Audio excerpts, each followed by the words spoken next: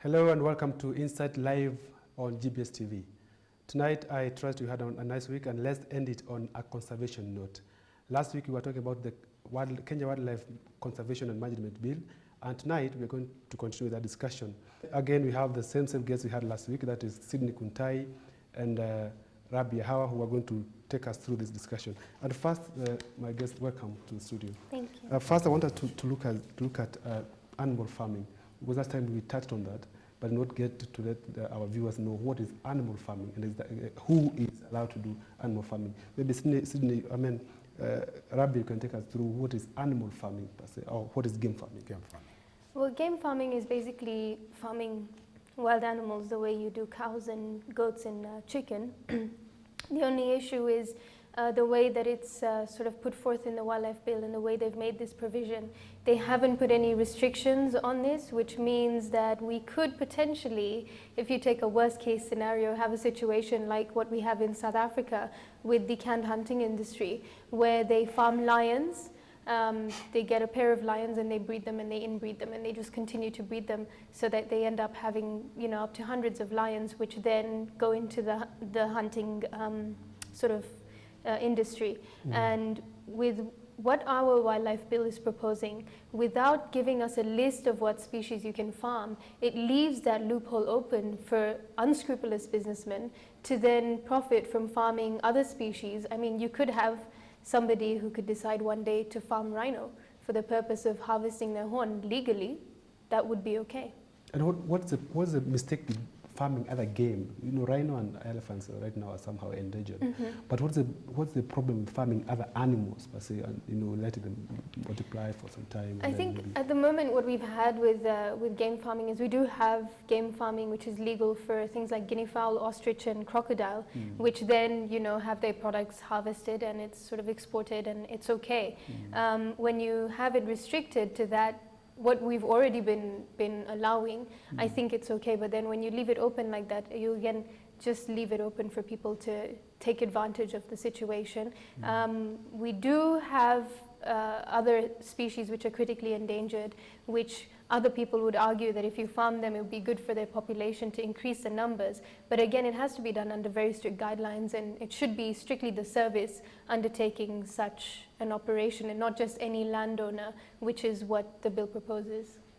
Sydney, yes. We have people who have ranches and conservancies. What's the difference between game farming and those who have ranches and conservancies?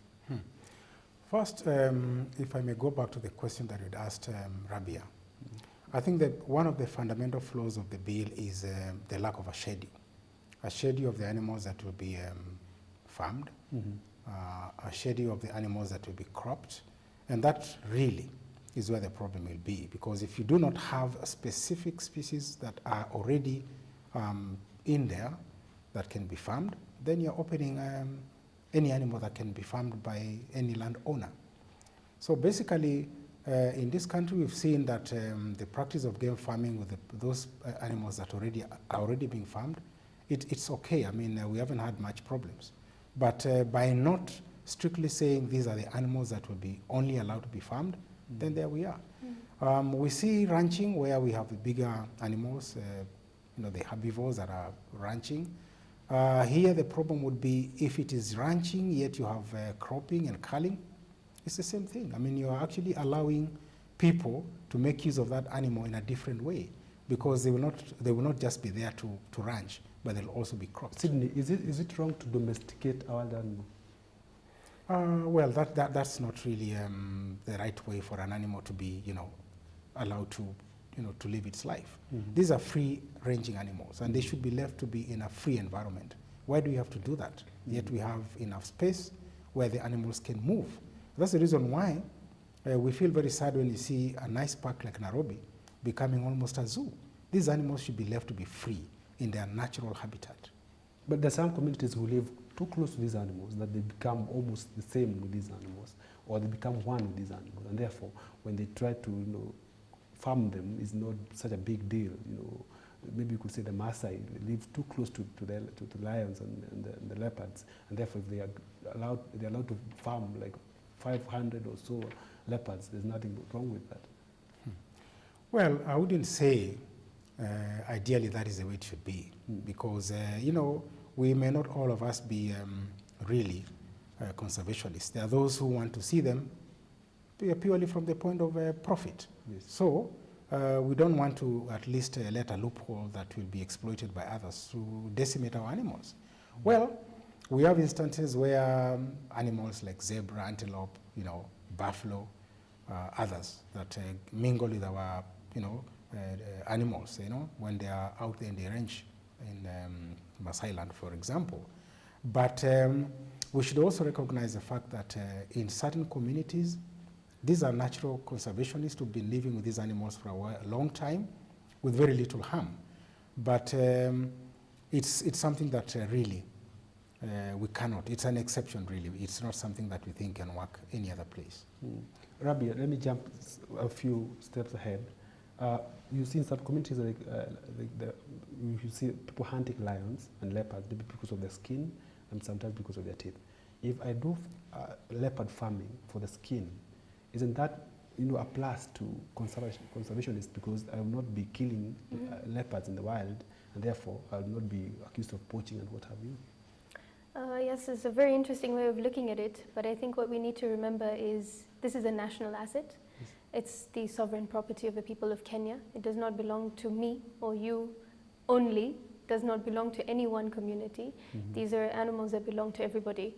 And if you have one person who is financially able to apply for such a permit and get it, how is it fair on the rest of us?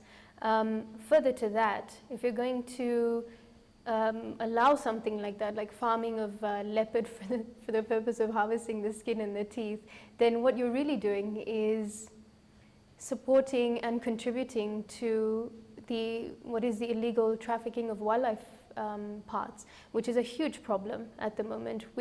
I mean, look at ivory, for instance. What then stops somebody from farming elephant for the purpose of gaining ivory? It would be perfectly legal. It wouldn't harm the population. And to that point now we bring the question, the makers of this bill then will be asking you, then, which animals do you propose that should be farmed and which ones should not be farmed, and for what reasons?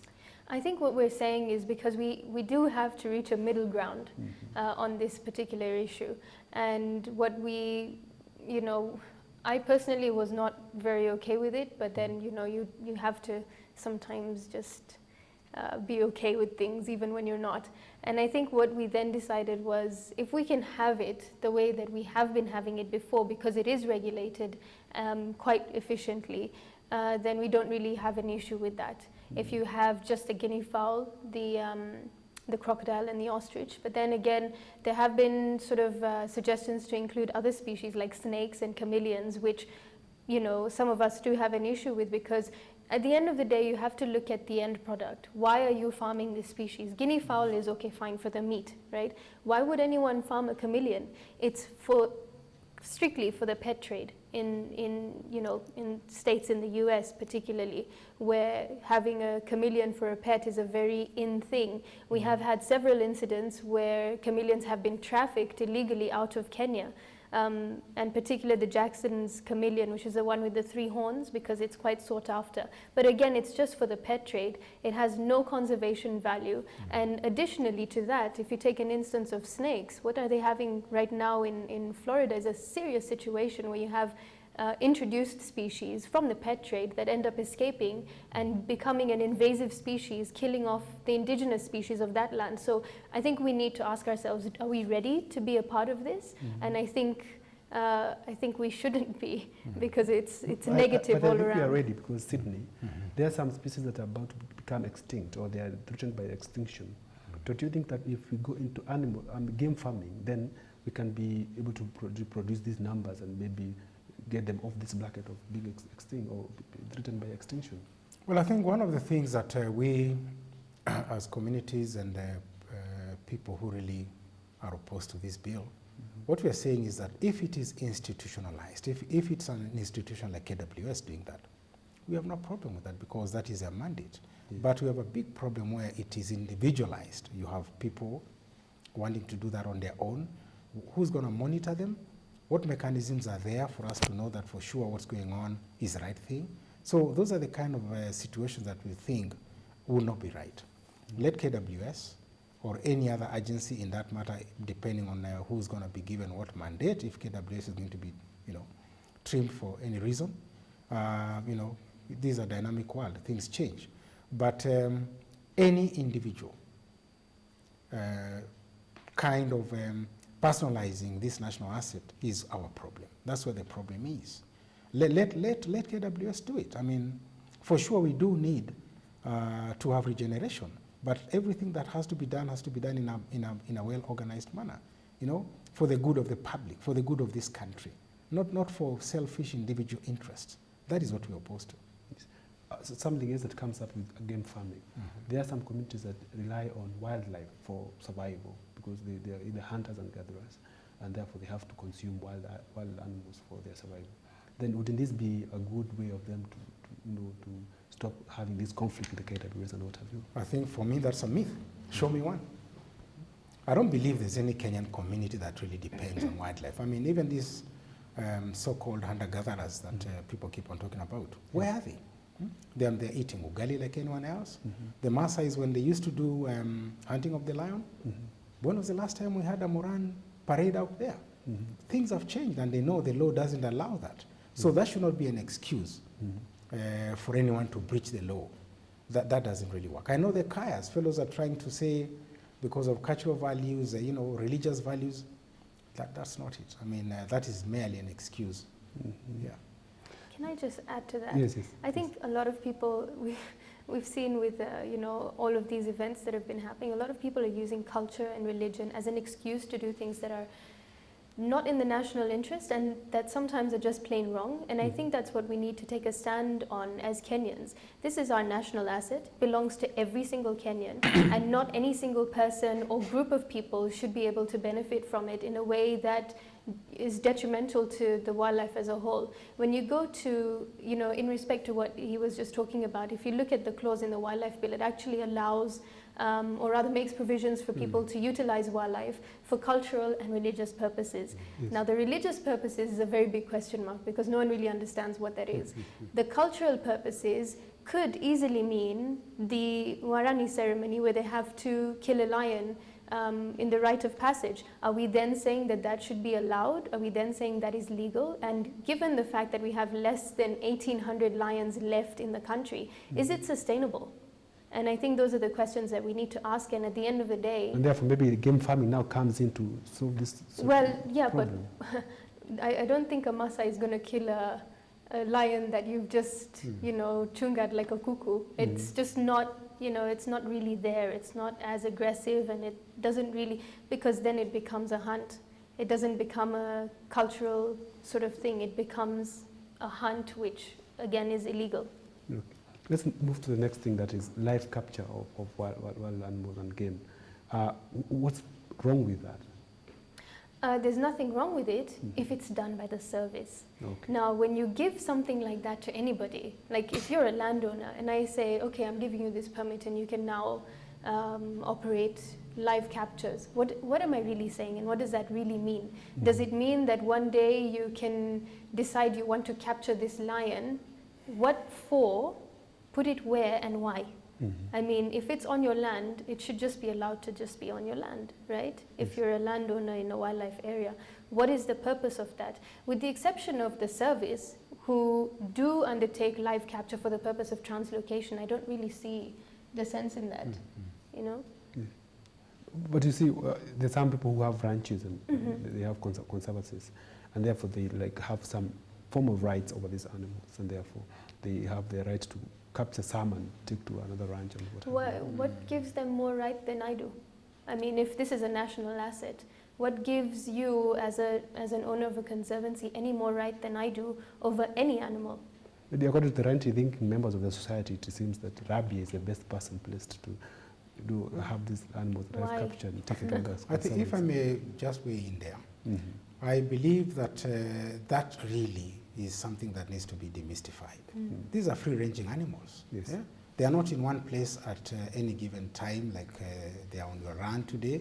We are actually practicing an open system, park system. So animals, even from the protected areas, end up in someone's ranch. Can you say and claim that that animal is yours? And what more right do you have than the guys out there, the communities, for example, who actually bear the cost and the burden. 80% of the times the animals are on our land. Yeah? They come to your ranch once, maybe in a while. So what more right do you have than the guys who are out there?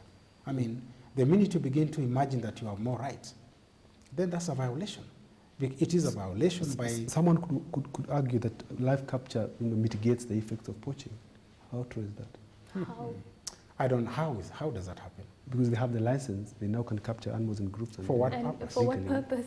For what Exactly. purpose? Why would you want to capture 10 elephants? To take them where and For why? purposes Is it a of translocation, Mhm. I have absolutely no problem with that. You know, that's one of these, Yes. mechanisms to, ameliorate that kind of a problem. But if that is done by the, authority, that is a mandated authority, that's fine. But when individuals are doing that, really, where are they taking these animals? Why are they capturing them in the first place? Just like offtake for research. If a system is in place, well regulated, that's still okay. But then if it is just open-ended the way it is now, abuses are bound to creep in. And that's what we are looking at, that's what we're saying. Let us clear up this bill.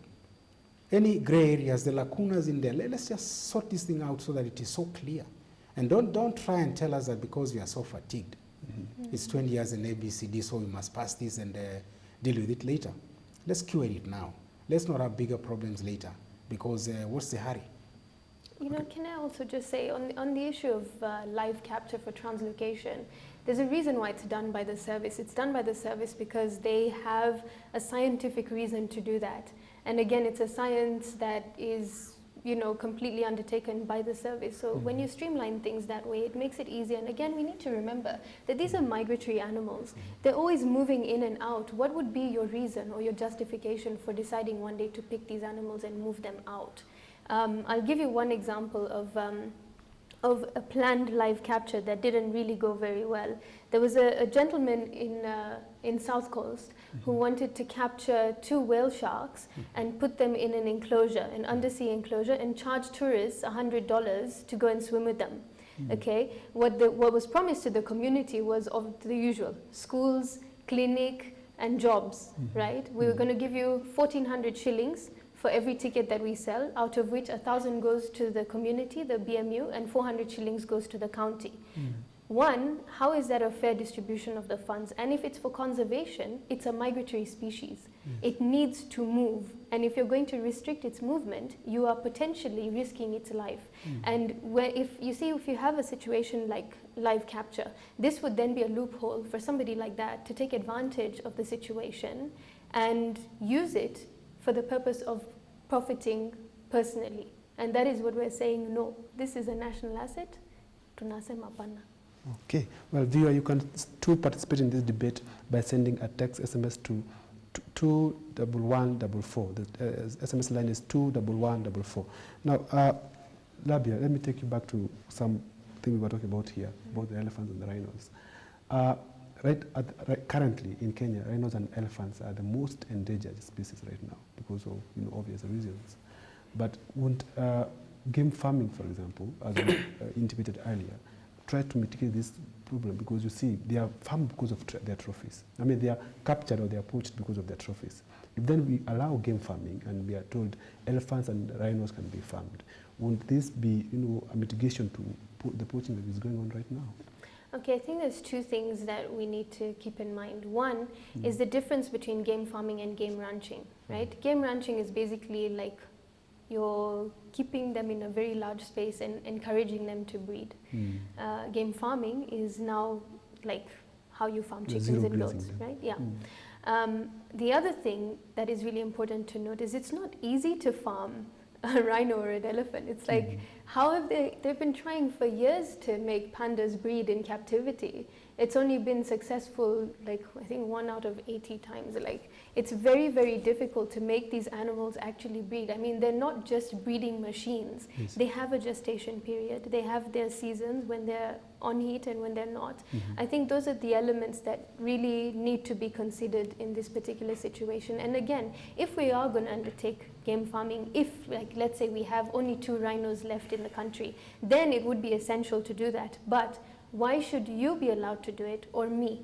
It should be the service, because they want to, for the purpose of increasing the population of rhino, not just any Tom, Dick, and Sally, just breeding rhinos, because then you have a situation where, with other clauses in the bill, they can profit from this particular practice. Sydney, Yeah. if I have a market in Asia and I'm able to export tusks and rhinoceros horns, would it be right for me to be allowed to farm elephants and rhinos, for example? Absolutely not.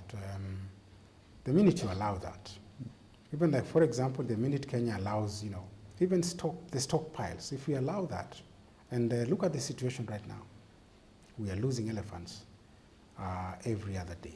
Yes. The minute you legalize that kind of business, then we're done. We'll not be talking about the thousands of elephants that we have. We know Kenya, and we know the way things happen. In conservation, it's big bucks. And there are people who really don't care about the welfare of animals. They don't care about this country. They don't care about Mwananchi. In fact, I would like to bring a Mwananchi angle in this bill. And we are getting tired of the other face being shown all the time. Why are we looking at the argument of the ranchers? Why are we not looking at what the Mwananchi is going to benefit from our continued conservation effort? Yes. Why are we looking at somebody claiming that they have animals? What about the animals that are on our land? That is where the problem is, and that's where they went wrong. From the Gigi Kariuki bill, it was an elite bill. It was a bill of those so-called ranchers, a few individuals. Even the bill that we are talking about now, where is the face of the Kenyan, the ordinary Kenyan? They're not there. So let's not be seeing things only from that perspective, because these animals belong to this country, they belong to the people of Kenya, not just a group of individuals whom we must massage their ego and do things for them. It doesn't work that way. Yeah. There are some NGOs that seem to be pushing this bill to pass in its current form. What do they stand to gain if it passes in its current form? These really are the pro-hunting groups. They have a particular interest in sport hunting and all manner of consumptive use. That is their thinking. And of course, as you all know, it is big money. That is it. I mean, purely, it's big money. For them, it is business. They couldn't care less about, the destruction of our biodiversity, the decimation of our animals. For them, it's money. And some counties would say that we need this money, then let them come in and we provide the At what animals. cost? That is a question. At what cost? Mm-hmm. We can make good money now. At what cost? We should be looking at sustaining that sort of an income instead of a one-off. What will it help you with a one-off, and that's it? Mm-hmm. We're also talking to the people on the ground and telling them, do not be convinced that when you crop, you are seeing the dollars out there. What will you be cropping in the next 3, 4, 5 years? So make money now, then stay hungry. It's just like politics. Sell your vote, stay hungry for 5 years. Poor leadership. But the bill now seems to be providing alternatives by saying we can do game farming, and therefore, if, as a county, we decide in this ranch we'll be doing game farming, and on that reserve, that's where we'll be pouring our farms that we have farmed in the game farm, so that when these hunters come, they give us the money and they can go on with their sport. Well, let there be a proper schedule of animals that are not endangered, for example. We will have absolutely no problem with that kind of farming, because we've even actually proposed. But if we are not clear as in what we need, that is actually opening the doors for all sorts of things to happen. Rabia, in domestic animals, there's this issue of animal abuse. Does that happen also in wild animals, and how is this bill addressing that?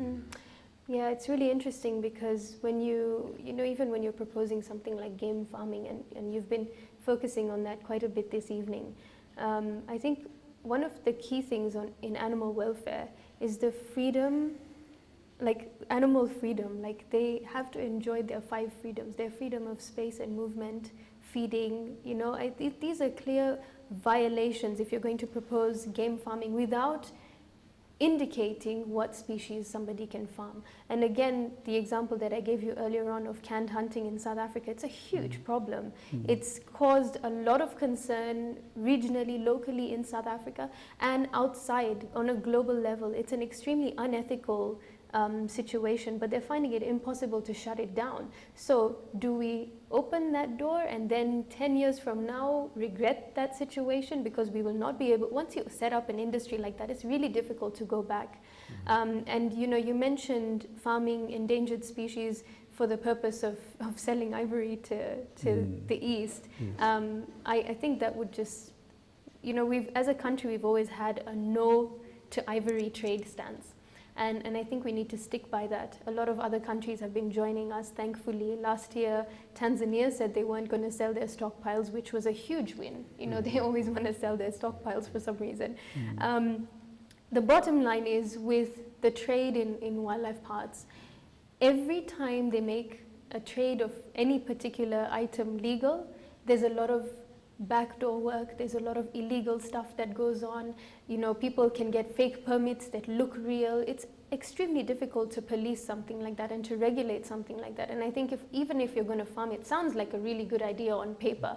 Let's farm some elephants, sell them the ivory, and then, you know, save all the other free elephants. But again, how long is it going to take for that ivory to grow on an elephant? Are you sure it's going to grow? And secondly, what is the cost of that in terms of animal welfare? Are you going to be fair to this animal? Are you going to be fair to this elephant by keeping it in captivity and then just harvesting its ivory? Because, and one of the things that I think I really need to point out is a lot of people that I've met, you know, over the last couple of months have been talking about, can't you saw off the ivory and just sell the ivory and leave the elephant alive? Yeah, it's not possible, because, you know, ivory is actually a tooth. And it has a long nerve that runs through it. So even if you saw it off, you can only cut it to a certain point, because after that, you're hitting the nerve and it's extremely painful. It's very, very bad. So even if you're going to saw it off, you can only saw it off to a certain point, and it leaves a good amount of ivory still intact on that elephant. A poacher is still going to go for that. Even with the dehorning of rhinos process, poachers, imagine yourself, okay, this is a very bad scenario to imagine, but imagine yourself as a poacher, right? What do you want? You want a rhino's horn, okay? You've been tracking this rhino for a week. Then when you finally find it, it's lying under a tree somewhere, and it has like a tiny stump of horn. What are you going to do? Are you just going to leave it and say, oh, haina pembe, and then just leave it? No way. Out of frustration, you will kill that animal. That is how things work. That is how their thinking is. And I think all of these, you know, we're in a desperate situation because we want so badly to save these animals. We're thinking of anything and everything possible. But I think the bottom line is cut the trade and then reduce the demand for ivory. Sydney, right now, it seems poachers are the worst consumers, or are the highest consumers of elephants and rhinos. What capacity can Kenya hold right now of rhinos and elephants? Currently, how many rhinos do we need, or how many elephants do we need in Kenya to be sustainably held in Kenya? Well, of course, the numbers are really down. We can go upwards, of course. I mean, for rhino, we are way, way, way below. I think we had about 12, was it 1,200 at one point. Now we're down to less than 600. 600, yes. And we had 15,000 elephants, was it a couple of years ago? It was a lot of elephants, not 15, was it 150? Yeah. We had a lot of elephants, and now we're down to, the last count they did was 30,000 elephants. That is the entire population of elephants in Kenya. And a really interesting dynamic to put into this situation is Tanzania. Tanzania last year lost, according to official figures, 10,000 elephants to poaching. 10,000.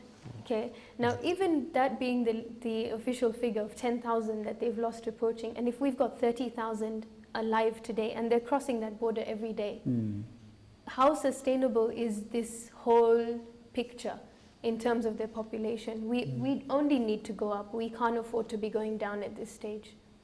In fact, one of the things that we would want to know really is the actual figures, because when was the last time a national census was done on elephants or rhinos, proper, and other species? So we cannot talk about figures that have not been verified.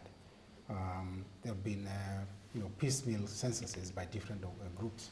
So we cannot say for sure we are at 30. I don't even believe that figure is correct, is accurate.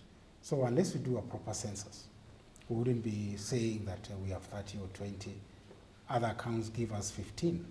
What is the right information? So it's about getting the right information. And I'll say this, we are not just fighting this for the sake of it. And people will even say that the way to cure the bill is to do regulations afterwards. But why are we rushing to do regulations? Why don't we just clean up this bill? Then when we are done, let it be properly regulated with mechanisms that have been put in place over time. And that begs the question, have the conservationists who are now making so much noise about this bill met the makers of this bill and maybe met the parliamentary committee that is concerned with this bill, and what has been your input in it? Well, I'll say this. We have had engagements with relevant organizations and, of course, the parliamentary committee.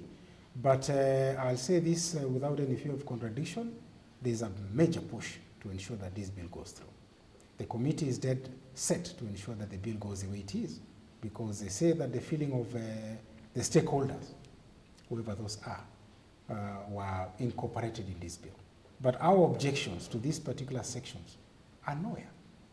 So that's why we are saying this agenda that we are too fatigued from the 8th Parliament to the 9th Parliament to the 10th Parliament, we haven't yet gotten the bill right, should not be the excuse at all. Let's get it right, and this country will be safer, and our wildlife will be much safer. The bill is in Parliament right now. It is actually in Parliament. Is there a way of you getting the bill back to the people and making the contribution to it, or is it done already? Now, this bill is going for the second reading. A number of members of Parliament we have engaged in the last 1 week are now beginning to see the point. And we hope that they can still shoot it down, because it will go to Parliament, the second reading, it will be debated. And if those who see what we are saying do the right thing, they'll shoot it down. And then we'll begin the process. Because for one, let me even bring in the other agenda I was saying, the face of Mwananchi wasn't there. Proper consultation. This should have been a people-driven bill. From the original 2007 bill, it should have been a very exhaustive system where people would have had the opportunity to engage all the relevant organs of government that were doing this. But there was not much consultation, I would say. And unfortunately, calling groups from so-called up-country parts and then taking them through a document they have never seen before within a couple of hours, and you expect them to give you their input, that really is not consultation. Okay, Rabia, your parting shot on this. I think Kenyans just really need to access the wildlife bill, read it and read it thoroughly, read in between the lines, because there's a lot of hidden things in there that will not be good for wildlife conservation as a whole in this country, or for the communities that live with wildlife. I agree that the penalties are really important. I would like to just note that there was rather a proposal for an emergency amendment for the penalty section, which was ignored. But just because of the penalties, are we ready to risk things like consumptive utilization of wildlife, which communities, the last time I checked, 16 out of 22 are against? Okay, well, that's a good note to end today's debate. That was Insight, coming to you live on GBS TV. Join us next week, same time, same place. I've been your host, John Mahora. Good night.